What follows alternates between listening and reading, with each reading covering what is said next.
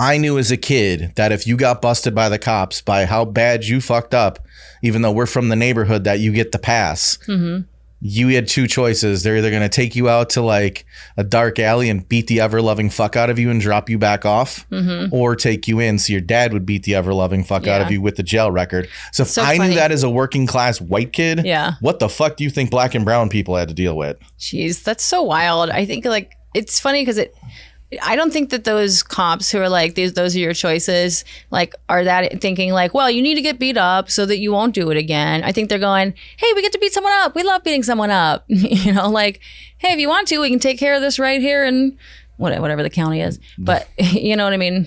That's that Fargo line. You know, when he tries to bribe the cop, we can take care of this right here and wherever Fargo, I guess maybe. But it's the thing. It's like they're just like, yay! You want us to beat you up? We'll beat you up. It's never really. It's just like it. I don't think it was that point of view. It's more like you fucked up. Welcome to the school of hard knocks. South side of Chicago is not for fucking right. But I'm just saying, it's not like those men truly are just like, you know what? We hate to do this, but it's our job. We got to teach this guy a lesson. Sometimes it is though. No, men love beating people up. Some men do love beating people up, but it is a cultural thing there. Like, have you ever been in Chicago? To Chicago, yeah, but it's not like I'm seeing the hard Scrabble. So, like, the thing about Chicago is the one thing is we identify, you could be the most fucking white collar dude on earth. Your social value is to identify with the blue collar person. Like, to like in New York, to show flash is a thing. In Chicago, that's fucking totally like not cool. Yeah. Like, working class is the highest. Yeah. Being a good person, being a fucking stand up, I can count on you guy is your highest social caliber. Yeah. So like to do that is like, what's up, homie? Like, I got you. Yeah. Like to know that you're not a piece of shit. Yeah. That goes further than everything. But also you can't be a pussy. Yeah. You can't be a pussy. If you bitch out on some shit, that goes against that social code. Yeah. So for like to be like, look, bro, I got to do this to make you a man. Yeah. Okay. I got to punch you in the face to let you know that you fucked up. They enjoy it too. Oh, they enjoy it for sure. There's nothing like a good excuse to hit someone and feel righteous about it. But it's a look you in the eye. Right. I have to let you know that you're not allowed to do this. Yeah. Which I appreciate. And I honestly I do think there are circumstances where some men probably do need to be beat the shit out of by other men. And I wish they would do it more in cases of sexual violence, especially. Oh, shit. I think that's something where if we find out that a man is a predator, has sexually assaulted someone, is getting women drunk, and then whatever, beat the fuck out of them. Like, why are we soft about this? Yeah, I think that if men don't want women to be so afraid of you and think of you all as like potentially bad guys, hashtag not all men. It's like there's a high enough percentage of you who are on the scale of predator to we can't feel that way. But if you guys would beat the shit out of the men who are hurting women, like I think that might actually help. Well, I completely agree with you, but like I think that there's also, so I was talking with somebody, who was it? Christoph Paul, who runs Clash Press, him and his wife Lisa. We were talking about books and stuff, and like my book, one of the reviews that constantly come back is like my writing style is very masculine, and like I'm a fucking in the Venn diagram of creatives, I lean bro. I get it. I love football and all that shit. I drink fucking beer and stuff. Like I'm totally the artistic bro, and I'm okay with that. That's how I feel too. Good. That's the way we should be. But he was like, I have a belief that or what did he say? He goes, I think that as a publisher, what I'm seeing is that masculinity is going to come back because we've swung so hard away from it.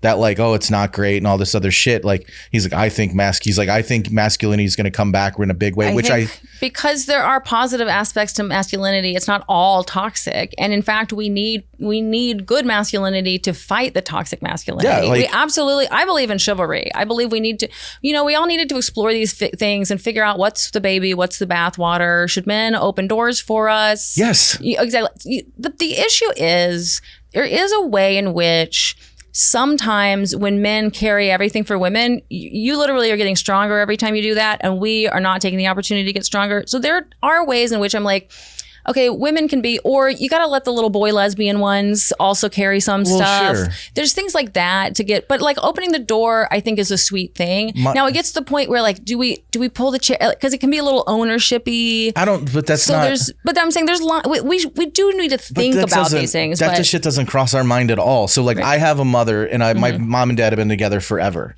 My mother, my grandmother, and my other grandmother.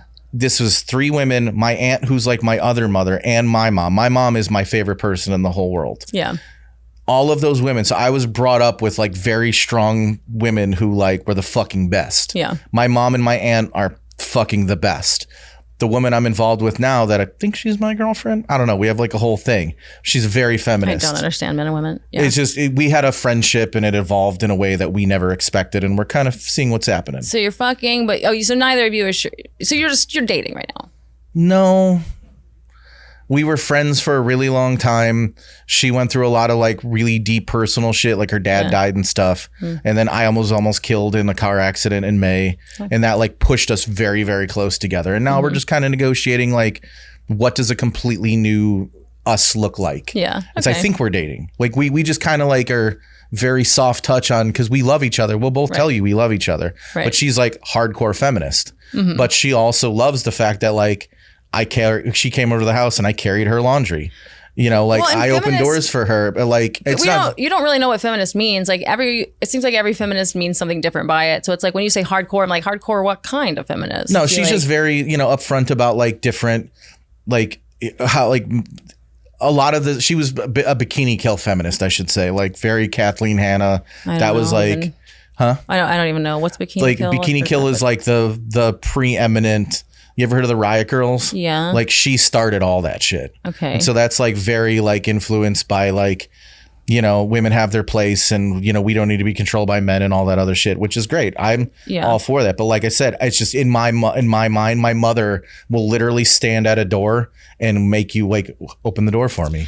Yeah. And open to do all this for me, which is, I was just raised in a way like my mom and my aunt are the fucking best. Yeah. I deeply respect them. And I've always been a partner that like my mom was raised us to like treat women with respect, never talk over to somebody, make sure that like this, if I'm getting up, do you need me to get you? I'm going to fill my iced tea. Can I get yours too? And some of that is just common decency, courtesy as well. But you do have larger hands. It's easier for you to bring 3 or 4 drinks back. But no, I got big ass fucking hands. Exactly, So no, I think that is one of the missteps of certain kinds of feminist explorations, is that there is no, like, men should do chivalrous things for women. You are physically stronger.